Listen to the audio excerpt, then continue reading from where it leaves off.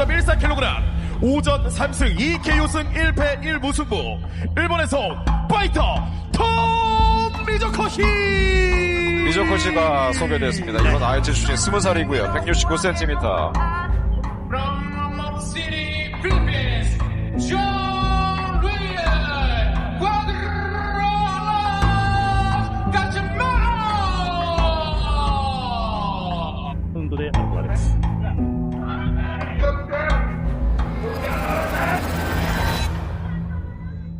一気にヒートアップ。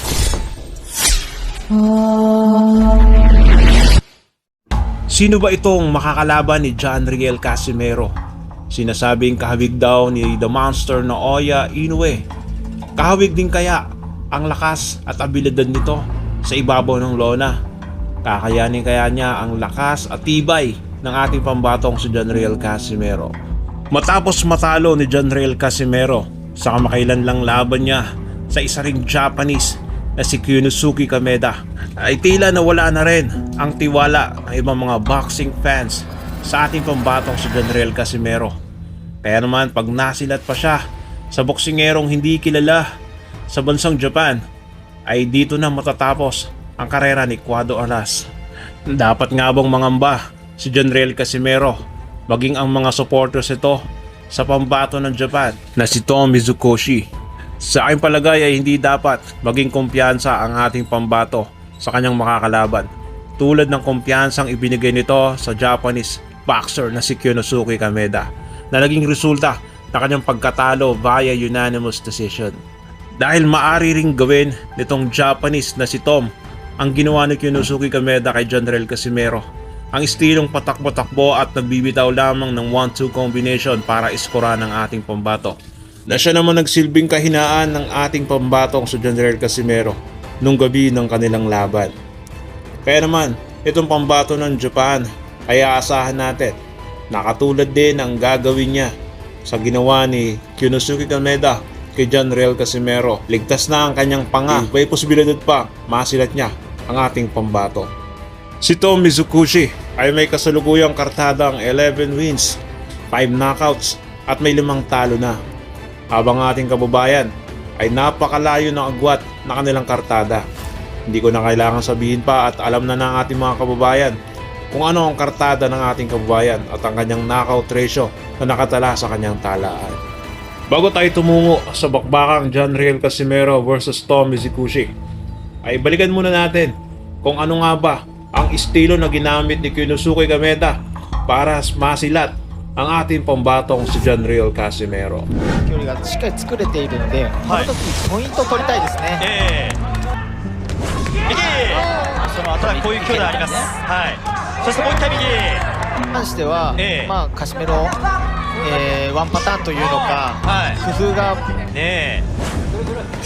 おお、さあここ集めるカシメロ。アパー。右のオーバーに。Okay, welcome sa ating fight commentary. Bakbakang John Riel Casimero versus Kyunosuke Kameda. Ngayon, tignan natin kung ganito ang performance si John Riel Casimero, kung nagbago ba, kung meron siyang nakuhang aral sa laban na to sa pagkatalo niya kay Kyunosuke Kameda. Ang dami natalo sa sugal dito kay Casimero nung time na to, guys. Kaya tumalpak ba kayo ngayon? Ito yung time na mataas ang kumpiyansa ni John Riel Casimero. Biruin mo sabi niya 30 second niya daw pababagsakan niya na itong si Kyunosuke Kameda. Kaso nautakan siya ng hapon, tinakbo-takbuhan siya, jab, combination. Alam naman natin na ganun talaga ang kahinaan ni John Riel Casimero, yung mga ganitong kalaban. Kung matatandaan natin, ganito ang ginawa sa kanya ni Guillermo Rigundo. Tinakbo-takbo na rin siya. Ang problema lang kay Rigundo, hindi bumabato ng suntok, kaya naman nanalo pa rin si John Riel Casimero doon, mga kaibigan. Split decision. Dito kasi tumatakbo itong si Kameda, pero bumabato ng mga kombinasyon itong si Kameda bago lumaya sa pwesto niya. Kaya niya, aalis na siya, bibitaw ng jab. Kita niyo yun? mamaya sa laban niya kay Tom Mizukushi, ganun din kaya ang gagawin ng Japanese para talunin itong ating kababayan na si John Riel Casimero. Antabayan na natin yan mamaya guys Siguro bago natin magpatuloy check nyo muna yung Shopee link natin sa baba dahil merong discount pagka check out ka dyan sa Shopee, lalo na ngayon holiday season, mura ang mga bilihin, may discount. Check nyo dyan sa Shopee sa baba guys. Okay, round 2 guys, no? You know, kita yung kalamangan ni Kinosuke dito nung time na to. Mahaba, tangkad. Siyempre yung galamay sukat na sukat niya agad si Casimero. You know, naiilagan niya yung mga suntok ni Casimero, sabay umaalis, bumibitaw muna ng kombinasyon. Hindi makatama ng solid si Idol guys.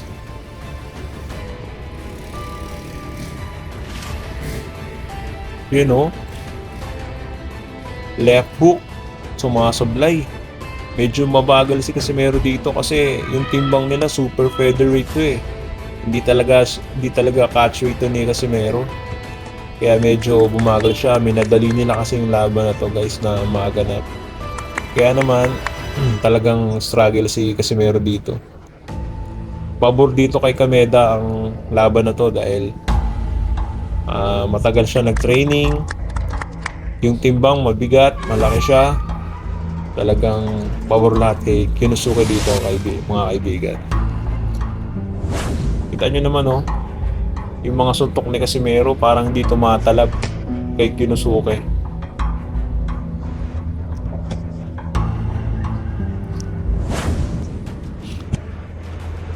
Tinatansya lang si Casimero dito nung laban nilang to, no? So palagay nyo ba ganito rin ang gagawin ni Tom Mizuguchi mamaya sa laban nila ni John Riel Casimero? Pag ganito ang nangyari, baka masilat na naman si Casimero. Talagang tapos na ang karera ni Casimero pag nasilat pa siya ng isang unknown boxer na nanggaling sa Japan. Tatalunin ng isang former 3 Division World Champion. Boom! Ganda naman ang patama ni Kameda. Kombinasyon, kita niyo yung mga patama. You know? Bang! Pagkatapos ng bumitaw niya, didistansya siya kay Casimero. Boom! Boom! Kaya hindi nakakaporma si Casimero nung time na to Grabe yung ginawang technique dito ni Kameda, talagang effective kay John Riel Casimero. Hindi nakaporma ang ating pambato. Galing. Boom! Ang ganda ng counter. Pak, you know. Pag pumapasok si Casimero, may nakahanding kombinasyon si Kameda.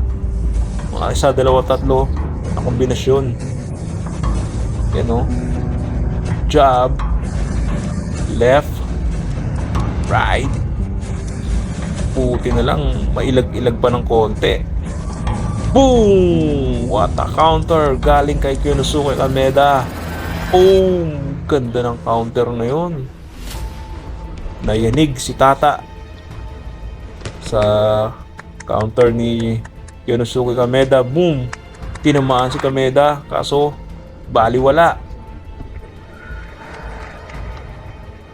Habol ng habol si Casimero dito pero hindi niya ma-corner itong si Kinosuke Kameda dahil na rin sa haba ng galamay, maganda depensa, footwork.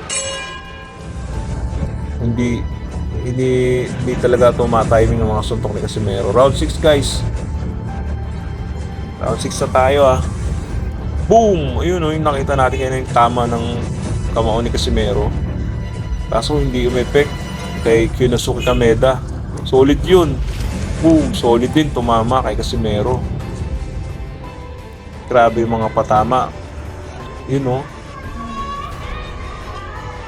Pero kung naglaban sila sa super bantamweight, baka nakaramdam to si Kameda sa suntok ni Casimero sa sa catchweight na yun. Kaso dito kasi mabigat sila eh. Medyo hindi nila gamay ang lumaban sa mas mabigat na division.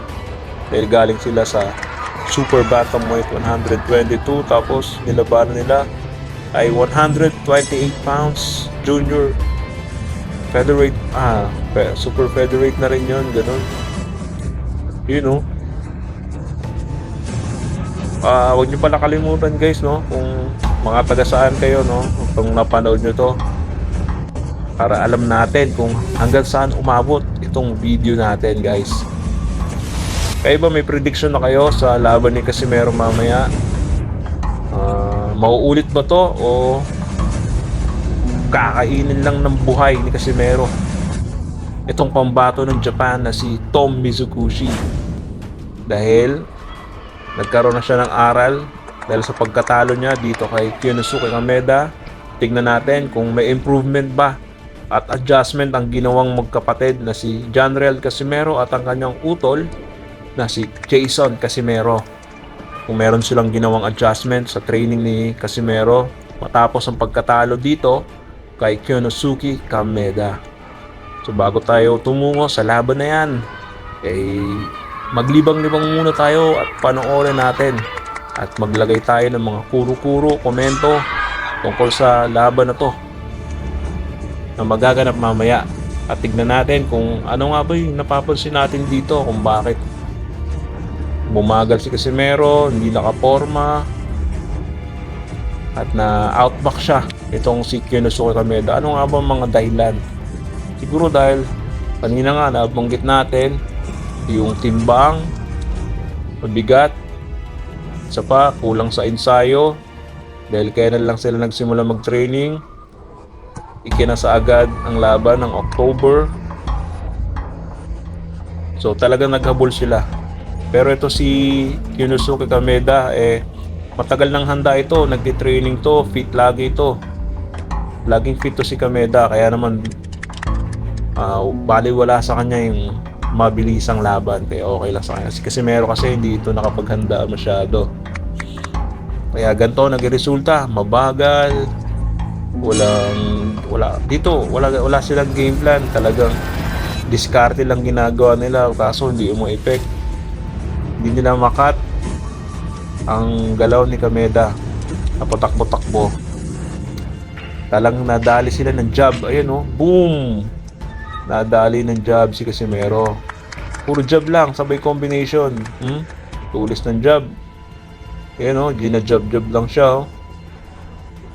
Sana meron silang adjustment dito para hindi na maulit yung gantong laro ni Casimero, no? Mamaya, antabayaran natin yan kung ano bang adjustment na ginawa ni Casimero. Kung may pinagbago pa sa laro niya ngayon. Dahil dito sa laban na to, talagang ang pangit talaga ng nilaro ni Casimero. Boom! Ganda naman ng right straight na pinakawalan ni Kameda. Left jab. Boom! Hindi niya naabot. Mabilis din umilag si Casimero. Kung nahagip lang talaga ng solido tong si Kameda ng kahit isa, dalawa, tatlo, makakaramdam to si Kameda kaso talagang pinag-aralan niya talaga ng gusto itong ating pambato. Grabe, nagkaroon na ng cut sa mata. Pinaliguan ng tubig. Dito na medyo nag-slow down na si Casimero sa round 10 dahil sa cut niya sa kanang mata.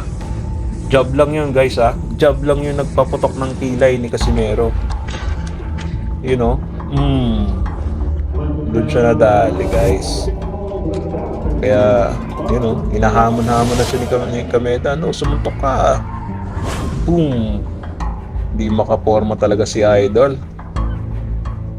Daming nasilat sa talpak na ito guys. Sino ba mga nasilat dito? Taas ang kamay. Lagay nila sa comment section guys At sabihin nyo kung tatalpa kayo ulit ngayon sa laban ni Casimero mamaya magaganap. Ganda ng cover ni Kameda, talagang tagong-tago. Hindi makalusot yung mga suntok ni Casimero. 1, 2. Talagang nag-agresibo na si Casimero kaso hindi siya makaano eh, oh. Boom, boom.